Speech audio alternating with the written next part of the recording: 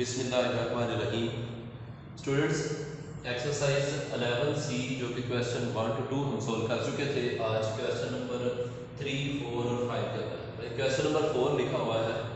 Students, जो question number 3 है वहाँ पे आपके सामने इस तरीके की डायग्राम बनी हुई है, तो इसको थोड़ा सा एक्सटेंड किया हुआ है यहाँ से, तो आप लोग इसको इस तरीके से सेंटर से कट कर लीजिए तो ये ऊपर एक राइट ट्रायंगल बन जाएगी, तो आपका जो क्वेश्चन है वो सोल्व हो जाएगा।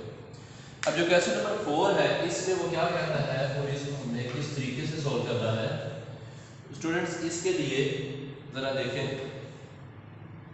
आया कि जो हमें ट्रायंगल दी गई है वो राइट बी है या नहीं। तो स्टूडेंट्स, ये राइट ट्रायंगल है कौन सी, एम, एन और एल।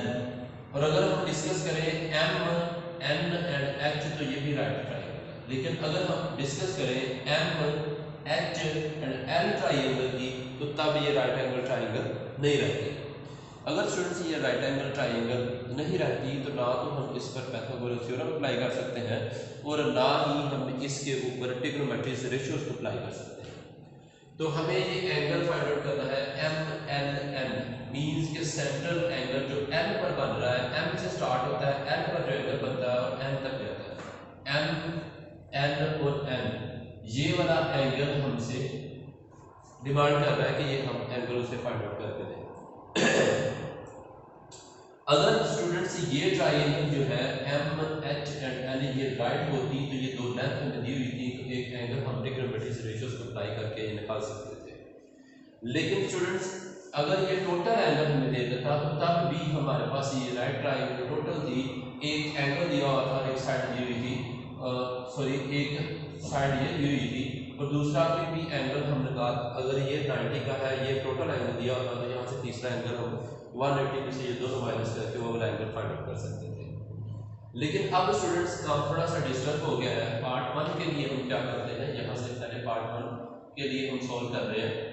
पार्ट 1 में इसको सोल्व करने के लिए पहले हम ये एक एंगल दिया है और ये ट्रायंगल राइट है, मैं ट्रायंगल ले रहा हूँ, आपको पता चलेगा ट्रायंगल में कौन सी ट्रायंगल को डिस्कस कर रहा हूँ। Triangle M, N and H, M, N and H, ये ट्रायंगल लेकर इसमें स्टूडेंट्स एंगल ये एक साइड पहले निकाल लेते हैं। इसका बेनिफिट क्या होगा आगे में भी क्वेश्चन के अंदर आपको पता चल जाएगा।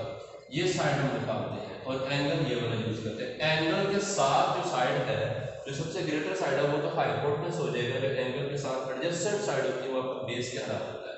Base and hypotenuse, base and hypotenuse ये cos के फार्मूले में आपको मिलेगा। cos angle of 38 is equal to base and hypotenuse. What is base? Base students M N, वो एम एन जो है वो आप निकाल लेंगे और दूसरी जो हाइपोटेनस है वो 9.2 है। ये जो डिवाइड हो रहा है इस साइड पर आकर 9.2 मल्टीप्लाई हो जाएगा और cos ऑफ 38 इसको स्टूडेंट सॉल्व कर लेंगे with the help of calculator, तो ये एम एन लेंथ जो है वो निकल आएगी। अब यहाँ पे स्टूडेंट्स एम एन लेंथ की हमें जरूरत नहीं थी, तो इसका जो आंसर आता है 9.2, मतलब हमसे डिमांड ये नहीं की गई लेकिन इसकी जरूरत है आगे, इसकी वजह से हम इसे फाइंड आउट कर रहे हैं। तो ये आंसर आया है 7 सीधा करके लिख लें, एम एन स्टार्ट में लिख लें, M N is equal to 7.249, तो लास्ट है 49। तो स्टूडेंट्स ये राउंड होकर 49 की बजाय एक आगे वाला नंबर 50 हो जाएगा। अब ये स्टूडेंट्स हमें इसको इसकी डिमांड नहीं की जा रही थी, इसकी ज़रूरत थी। जब डिमांड ना की जा रही हो, उस चीज़ की ज़रूरत हो, तो आप स्टूडेंट्स उसे क्या कर लिया करें, उसे 4 सिग्निफिकेंट फिगर तक लिख लिया करें, क्योंकि आगे वैल्यू को यूज होनी होती है। 2 4 सिग्निफिकेंट फिगर, अगर उसका फाइनल आंसर आ चुका है तो फिर हम 3 सिग्निफिकेंट फिगर तक रखते हैं, और अगर उस वैल्यू ने आगे यूज होना हो और उसकी डिमांड ना की गई हो तो फिर हम उसे 4 सिग्निफिकेंट फिगर तक लिख दिया करते हैं। अब इसकी वैल्यू ये स्टूडेंट्स अंदर यूज होगी, ये 7.25, आगे तो 0 है वो लिखने की जरूरत नहीं, 7.25 तो वो 0 है, पॉइंट के बाद लास्ट वाला वो नहीं लिखेंगे। तो ये स्टूडेंट्स एम एन आपका ये 20 सेंटीमीटर में आ जाएगा। ये स्टूडेंट्स आपकी एम एन निकल आई। अब इसकी हेल्प से अब हम क्या करने जा रहे हैं, अब इसकी हेल्प से हम ये वाला एंगल एम एल एन, ये जो एंगल है ये निकालेंगे। अब ये स्टूडेंट्स कैसे निकलेगा, ये स्टूडेंट्स एक लेंथ ये है और एक लेंथ ये जो ग्रेटर ट्राइंगल बन रही है। अब स्टूडेंट्स मैं यहाँ पर आ रहा हूँ इन ट्राइंगल, अब ट्राइंगल कौन सी लेंगे, M N and L, M N and L. इस ट्राइंगल में हम किसको डिस्कस करेंगे, हम ये एंगल फाइंड आउट करने जा रहे हैं जबकि ये दोनों लेंथ हमें दी गई है। अब एंगल के साथ जो ग्रेटर साइड है वो स्टूडेंट्स हमारा हाइपोटेनस बन जाएगा और ये जो साइड है ये हमारा कहला देगा बेस और ये हमारा कहलाएगा परपेंडिकुलर। परपेंडिकुलर एंड हाइपोटेनस, ये परपेंडिकुलर एंड हाइपोटेनस स्टूडेंट्स आपको साइन के फार्मूला में मिलेंगे। साइन एंगल ये हमें फाइंड करना है, ये एम एन और एन एंगल बनता है, M N and N angle बनता है जो कि किसके इक्वल है, परपेंडिकुलर और हाइपोटेनस। परपेंडिकुलर की वैल्यू 7.25 और हाइपोटेनस की वैल्यू है 15.5। तो यूनिट्स लिखने की जरूरत नहीं है स्टूडेंट्स, हमें ये एंगल चाहिए, ये एंगल और साइन इस साइड पर है तो इक्वल के दूसरी साइड पर आकर उसका क्या हो जाएगा, इनवर्स हो जाएगा। Sine inverse with the help of calculator हम इसे फाइंड करेंगे। 7.25 ओवर में स्टूडेंट्स आपके पास क्या आ जाएगा, 15.5 आ जाएगा। तो स्टूडेंट्स जब ये अकेला रह जाए तो यहाँ इसका एंगल का साइन आपको लगा दें। इसके बाद स्टूडेंट्स इसे कैलकुलेटर से सोल्व कर लें। M N and L length आ जाएगी स्टूडेंट्स आपके पास 27.88 लिखा स्टूडेंट्स, राउंड होकर 9 कर लें और इसे लिखें up to 1 decimal place to 1 decimal place, 1 decimal place है। यहाँ स्टूडेंट्स हम एंगल को डिस्कस कर रहे थे इस वजह से इसको 1 डेसिमल प्लेस तक लिखेंगे और अगर हम ये लेंथ वगैरह को डिस्कस कर रहे होते तो इसके सिग्निफिकेंट फिगर लेते। जैसा कि आगे लेंथ दी हुई, आगे लेंथ फाइंड करनी है एच एल। अब स्टूडेंट्स सेकंड पार्ट में आ जाए। सेकंड पार्ट में क्या करना है, एच एल जो लेंथ है उस पर उसको फाइंड आउट करना है। एच एल लेंथ जो है उसको फाइंड आउट करने के लिए पहले स्टूडेंट्स हमें ये भी लेंथ चाहिए और फिर टोटल निकालेंगे।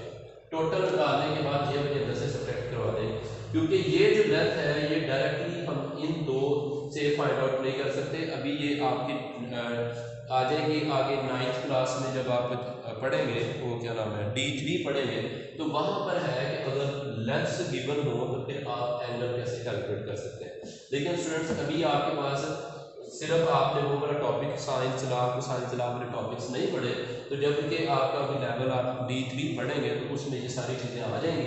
तो अब आपने ये लेंथ निकालनी है तो लेंथ हम किस तरीके से निकालेंगे, पहले ये टोटल लेंथ निकालें।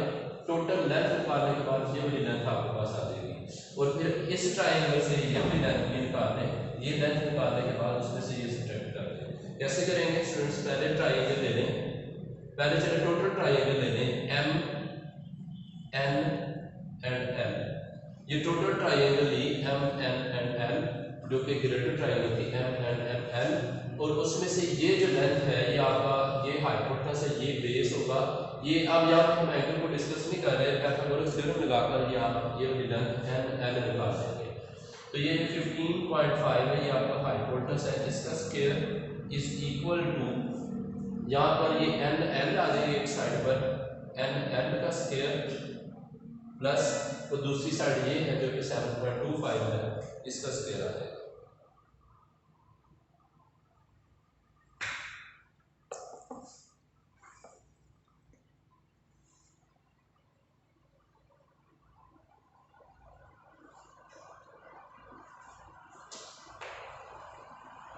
सिंप्लीफिकेशन करने के बाद इसको स्क्वायर लेकर इस साइड पर ले जाए, माइनस करें और इसका बाद में स्क्वायर रूट लें। सारा सिंप्लीफाई करने के बाद मैंने इसका डायरेक्टली यहाँ पे आंसर लिख दिया है 13.70 सेंटीमीटर आ जाएगा।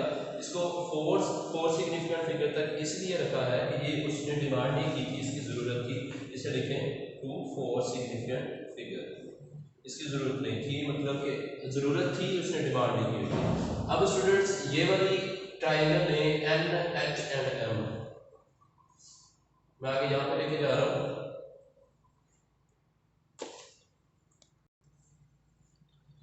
Triangle N H and M, N H and M, इस ट्राइंगल में स्टूडेंट्स आपके पास जो हाइपोटेनस है 9.2 सेंटीमीटर है और जो आपके पास 7.25 वो आपके पास है उसका स्क्वायर, और जो ऊपर वाली NH साइड है वो आ जाएगी NH साइड उसका स्क्वायर।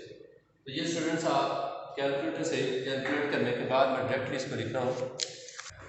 यहाँ पे स्टूडेंट्स ये भी मैंने ज़रा डायरेक्टली इसको सोल्व करने के बाद ये इसको इसका स्क्वायर करें और इस साइड पर ले माइनस का देगा और इसमें से इसका भी स्क्वायर करें और इसको सब्ट्रैक्ट कर दें, इसका जो आंसर आएगा इसमें से ये की वैल्यू सब्ट्रैक्ट कर दें और उसके बाद उसका स्क्वायर रूट ले लें। जब स्क्वायर रूट लेने के बाद ये स्टूडेंट्स आंसर आ जाएगा।